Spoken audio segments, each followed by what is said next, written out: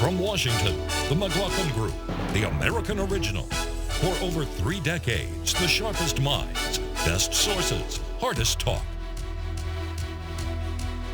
Welcome back. Thank you for joining us again. Our guests today are Federalist writer Inez Stepman and Washington Times columnist Matt Mackowiak. And on that note, we shall go to our first issue, which is issue 1, Abes Anguish. Well, it's going to be much more than a photo op. President Trump offered optimism on Thursday that his summit with North Korean leader Kim Jong-un will deliver real diplomatic progress. Scheduled for Tuesday, that summit in Singapore will see the two leaders sit down for the first time. Yet as Trump spoke, a leader sitting next to him watched anxiously because Prime Minister Shinzo Abe of Japan was at the White House with a warning.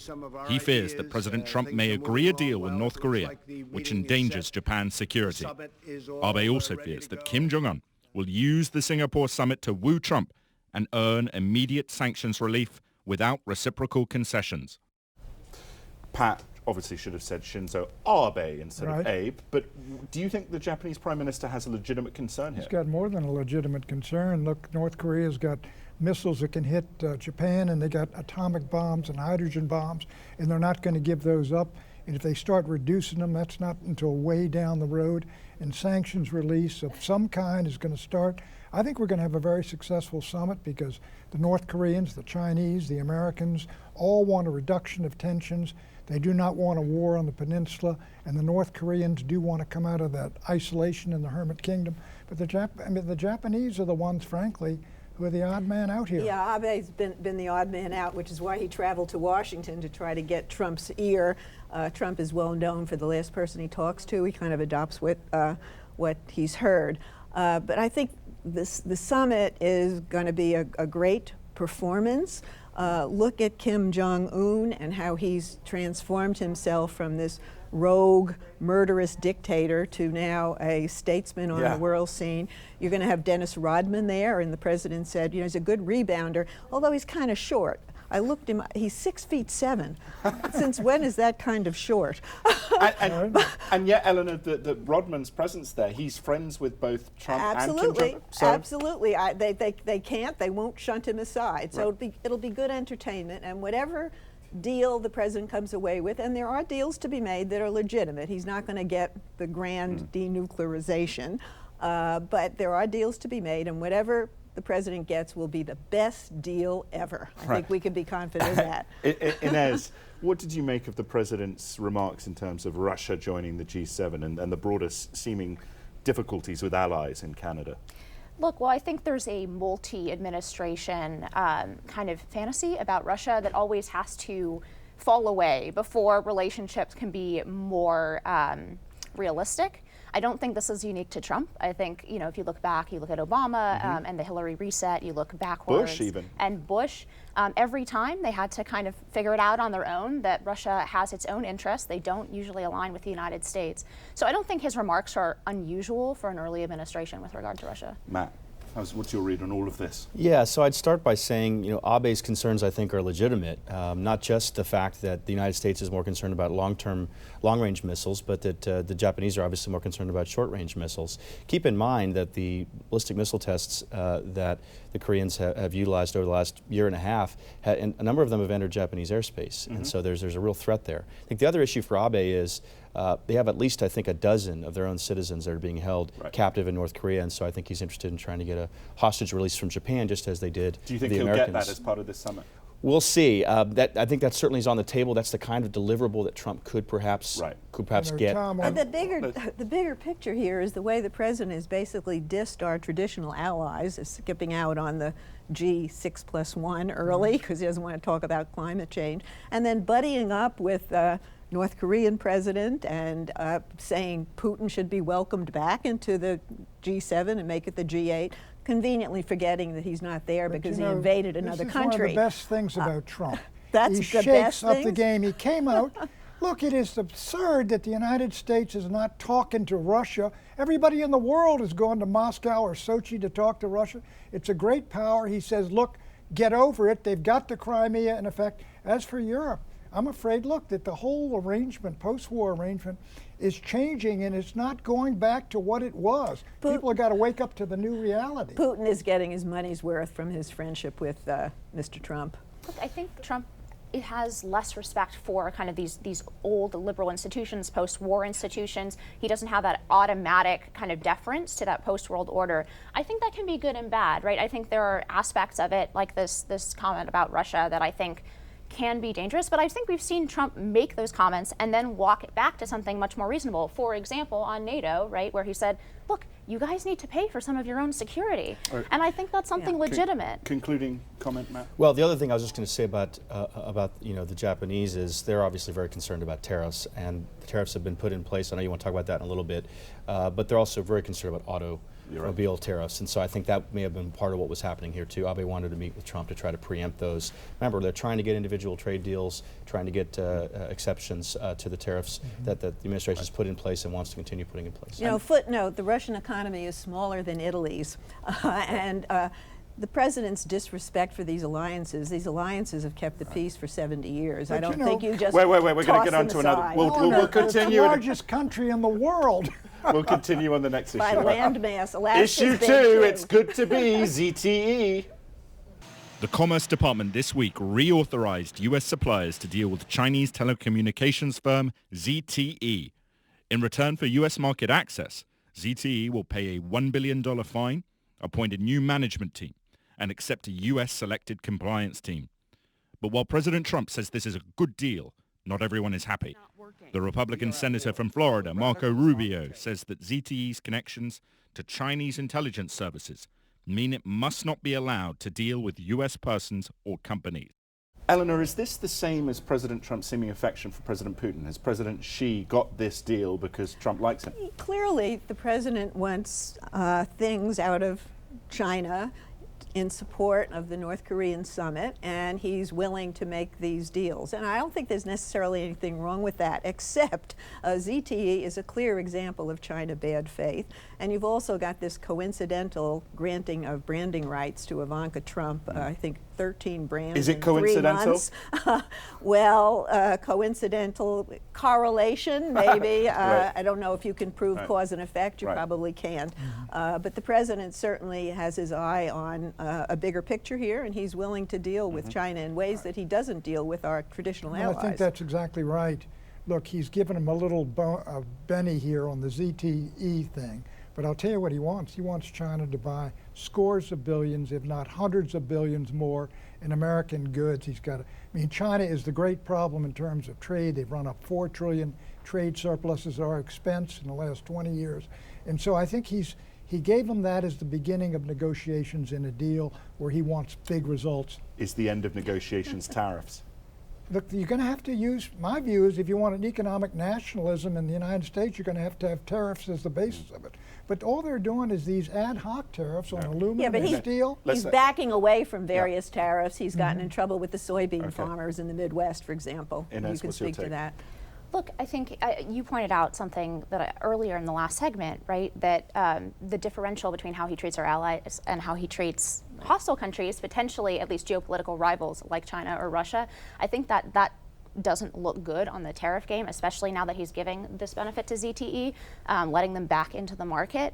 And honestly, there are real national security concerns with ZTE because of what they manufacture, because they do deal with phones and laptops and manufacturing chips. There are real national security. And we've seen these indictments in the last week. Yes, and the fact that this company is 114% of their actual shareholder revenue comes from the Chinese government. There's a very close relationship there. 114? Mm-hmm. They have more money from the government than they have from their shareholders.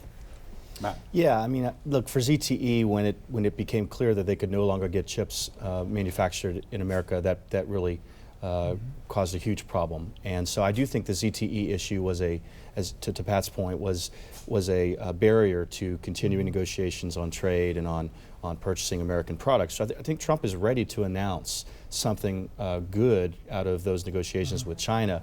The ZTE issue was preventing them from moving forward. That said, there is bipartisan opposition up on Capitol Hill to what Trump and Commerce Secretary Wilbur Ross has announced. Let me just ask a follow-up, Matt. You're a great tea tea leave reader. Thank you, Eleanor, of the Republican Party. How do you see this playing out? The Pat side, Trump side, economic nationalism. The Ryan side, obviously he's departing. Where are we heading on this? Yeah, I mean, that's a huge question. It's a huge question facing the future of the Republican Party and the conservative movement. I think part of what makes this issue so unique is that there's a national security element to it. Right. Right. If you're talking about immigration or other issues, maybe there isn't. But in this case, there are very real concerns about ZTE, what they do with their devices when they're in the United States. It's exactly right. It's a wholly owned subsidiary of the regime. It's into the phones, as you say. But you've mentioned one of the major problems, which I think, and I'm an economic nationalist, there is tremendous resistance in the United States automatically as soon as you affect consumer purchases and prices, and the reaction is in politics.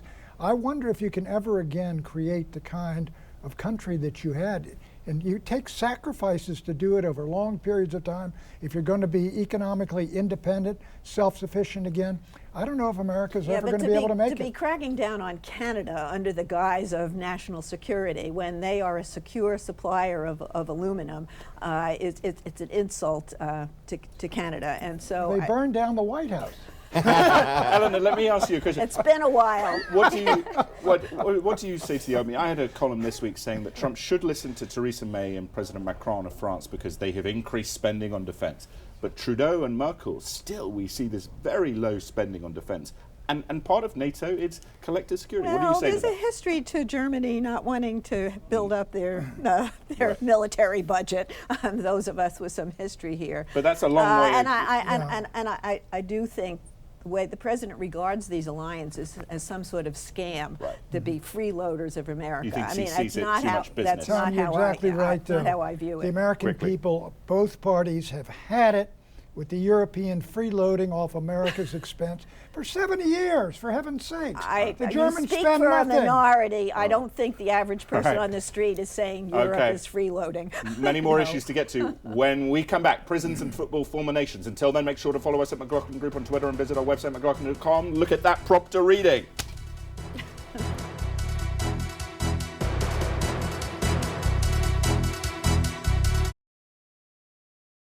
The McLaughlin Group is brought to you in part by Eric.org.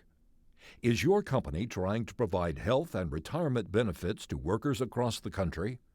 The ERISA Industry Committee beats back taxes, mandates, and compliance burdens that make it harder for companies to provide employee benefits. Learn how Eric supports large employers at Eric.org.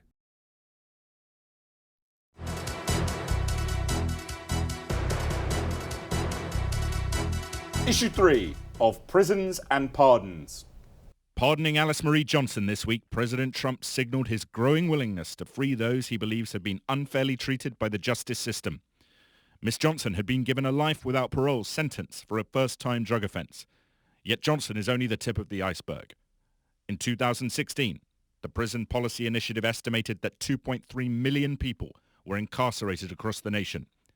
Today, America is the world's most incarceration-friendly nation, with 10 times as many prisoners per 100,000 people as Germany. But things may be changing. President Trump's senior advisor Jared Kushner is leading efforts to reform the criminal justice system, and numerous state governments are attempting to reduce their prison populations. One reason is cost. Using data from 2010, the Vera Institute of Justice found that in 2013, the average per prisoner cost for taxpayers was over $31,000 annually. Inez, do we send too many Americans to prison? Look, I think this was a good commutation. She serves 20 years, but I don't like the way this issue is being set up in the press. I think that it's obscuring what she actually did, and I think there's a larger issue here with who actually is in our prisons and for what, right? So even Alice Johnson was not in prison. They call it a first-time drug offense. She was running a $40 million cocaine ring in concert with cartels. This is not like somebody who got caught with possession behind the building one time, a mistake, right? She was running this ring for multiple years. And I think that goes to the larger misleading kind of way we talk about who's in our prisons. Federal drug crime, 99% of people in federal prison are there for trafficking, not possession. And let me ask you a follow-up. Do you think who's going to win the battle, Kushner or Attorney General Jeff Sessions, who is opposed to some of this reform? It'll be interesting to see. There's definitely a move in the Republican Party and among conservatives. Texas has done a lot of these kind of bipartisan prison reforms. I think there are reforms to be made. We need to look at mandatory minimums and whether they're still necessary, but I don't like how it's being set up. I think there's some misleading premises in the discussion. Well, at some point when you're in prison for a long period of time for nonviolent crime, it makes sense for everybody to shorten these sentences. What the president needs to do is to find some sort of common policy that he can apply to a set of prisoners. President Obama pardoned or commuted 100,000 people, nonviolent drug offenders. So the president is now picking and choosing sort of people who are celebrities or recommended to him by celebrities. And I think there are serious efforts on the Hill, both parties, in reforming a lot about our prisons, and that's all to the good. Well, excuse me, but you know, back around 1990 or 1980, we had something like 600,000 people in prisons, and you started locking them up. And to Inez's point, one of the reasons that the United States has had a dramatic decline in criminal activity, crimes of violence against individuals and against others, is the fact that you've got all these prisoners locked up. And secondly, there's a high rate of recidivism among people let go from prison. So who's going to pay the price of all these wonderful reforms? But Pat, would that be an argument in favor of prison reform to make it more rehabilitation? Well, look, I'm all for that, but I agree with you. That was a huge cocaine cartel that woman was running. She should have served 20 years. Well, but does she need to serve, what was she in for, another 10 or 15? Life. For life. The president did the right thing. Matt, how much of this, though, for the Republican Party is about rehabilitation? How much of it is about reducing costs? Yeah, there's a fiscal argument to it. There's even an evangelical argument to it, a religious argument to it. And honestly, this is one of those unique issues where there is a bipartisan consensus that's growing. You just saw the First Step Act that's been sponsored by Hakeem Jeffries, Democrat from Harlem, with a number of Republicans, passed the House. I think it only had 59 votes against. Now goes to the Senate. Prospects are a little bit less certain in the Senate. But yes, I think the idea here is a good one, and that is we can reform the way our prisons work. You can gain more time towards your sentence. Maybe go into a halfway house instead of serving your entire term if you are on good behavior. There are ways to save money. There are ways to rehabilitate people. We have people that go to prison now who really aren't criminals, and they become criminals by being in our prisons. So this bill would put more money towards education, programs, things like that. I think it's very positive. I think it's all very positive. And a lot of people are in jail because they're poor. I mean, you can't make bail. You can't pay your tickets. And once you get wrapped up in the judicial system, it's really hard to get out of it. So I think there are lots of reforms, including sentencing reform, which the Congress is not yet touching. But the state and local issue. Drug sentences should not be as expensive as they are. Look, I think we need to look at why the U.S. has higher crime rates. Rather than looking at the prisons population, which I think is the consequence, we need to look at why culturally the U.S. has such high crime rates. And to that point, I mean, I think programs like school choice, there was a voucher program in Milwaukee. There was a study that just came out on that program. So kids who went through that voucher program went to private schools in Milwaukee. Compared to their matched public school students, they were 79% less likely to commit a felony by the time they were young adults. That's really, I think, where we need to focus. There may be some valid panacea reform. is not school choice, especially that's not another on the Wait a minute, it is. You're right. It is. Look, you get two parents in the home and discipline the kids, and then you've got a far better shot than some poor kid that's, sitting in front of a TV set at 4 years old. So provide wraparound services. Don't lecture people. All right. We'll get on to our next issue, which is issue 4, football formations. We stand to honor our military and to honor our country.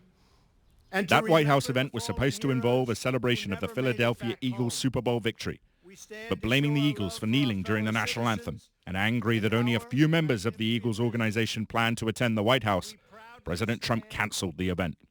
Instead, Trump hosted a celebration of the national flag and anthem.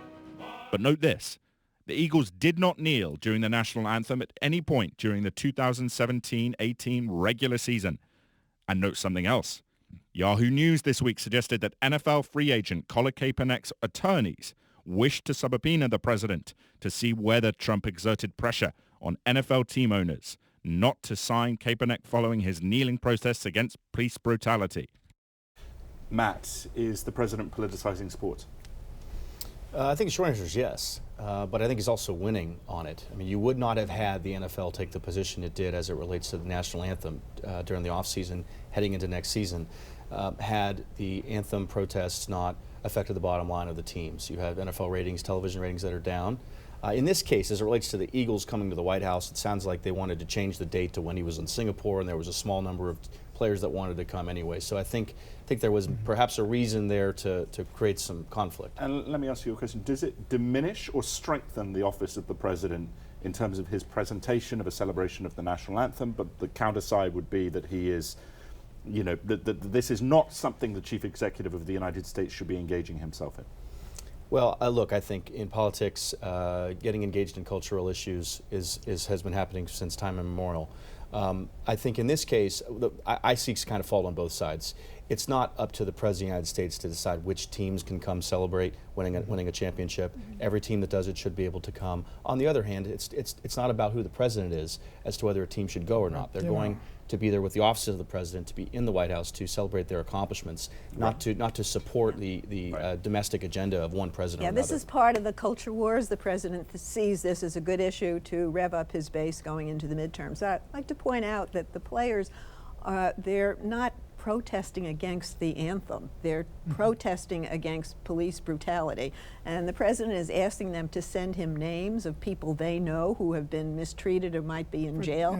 But they're protesting on behalf of people who are in the ground who aren't in the jail. How do we know what they're protesting when what they're doing is They've kneeling told us. during the national anthem? Well, I mean, you're going to told start us. an argument by insulting the flag and insulting the country, and now I'd like to discuss police brutality, and Trump's saying, forget it. It's not insulting Well, we the flag. believe it is. The fans believe it is, and that's why the league stopped it. The league stopped it.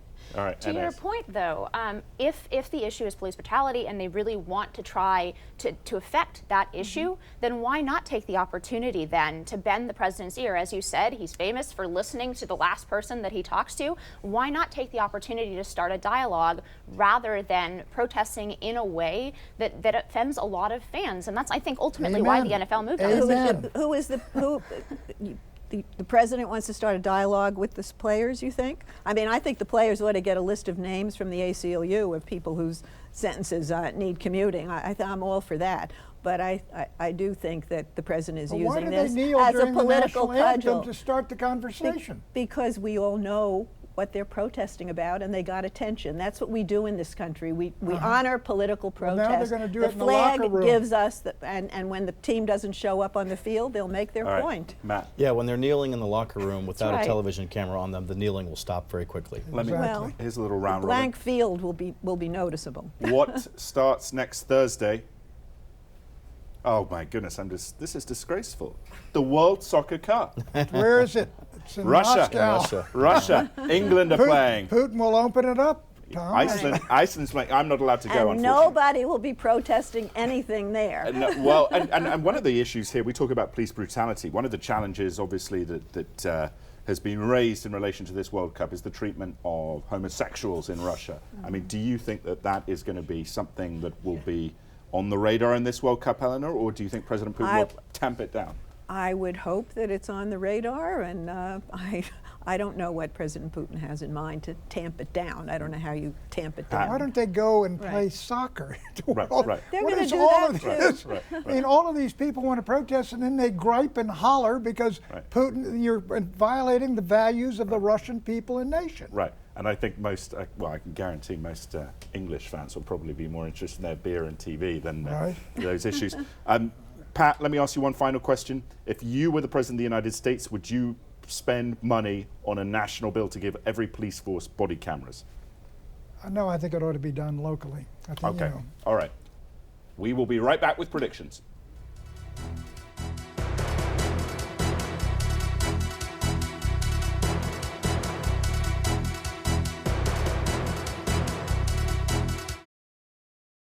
The following is a paid message brought to you by the TCG. Today, I have the fortune of being joined by Neil Hare, the President and CEO of Global Vision Communications.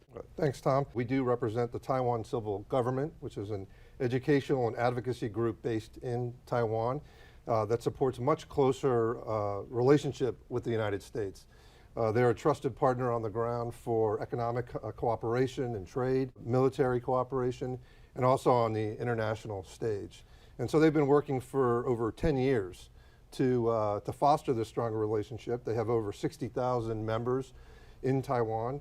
And it's important to realize that Taiwan is not a recognized country. The United States doesn't recognize Taiwan. The G7 or the G20 don't recognize it. The United Nations doesn't recognize Taiwan. So that what they're trying to do is move towards some international recognition, but really to create a much stronger relationship with the United States that currently exists. And Neil, on that point, American politicians might say that the risks of that recognition are too high in terms of China. What would your response be to that? Well, I think, first of all, China, the issue of China and Trump's relationship with China is, I think, going to be the defining relationship of his presidency. Anything we do regarding Taiwan is going to have an impact on the Chinese relationship. And the closer we get to Taiwan, I think the angrier China may get.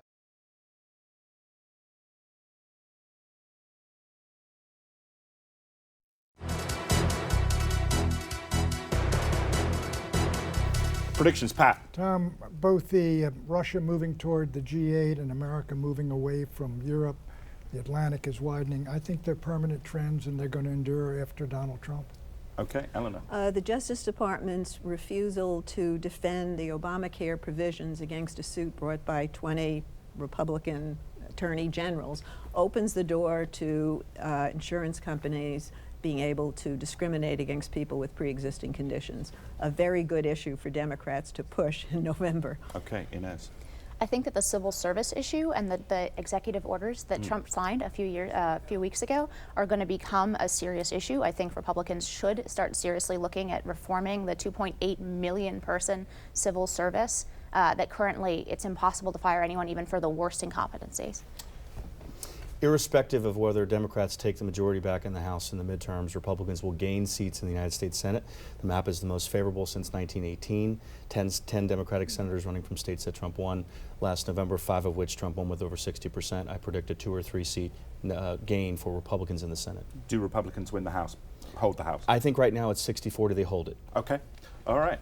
I predict that North Korea will allow the IAEA into its territory following Kim Jong-un's Singapore summit with President Trump next week. But those inspectors will be denied snap notice inspections. And here's a random fact. 74 years ago today, the 101st Airborne Division, now Air Assault Division, began its assault on Carentan in Normandy, France. After securing the city, after 4 days, the Allies were able to establish a contiguous line of defense against German counterattacks. In late July, the Allies finally broke out of the blockage and, led by Patton, stormed across France. Thanks for watching. Until next week, make sure to visit our McLaughlin.com webpage, where you can watch all our shows and recommend us to your friends. Too many Americans are still unaware that the greatest show in the history of the known and unknown universe is back on air. Bye-bye.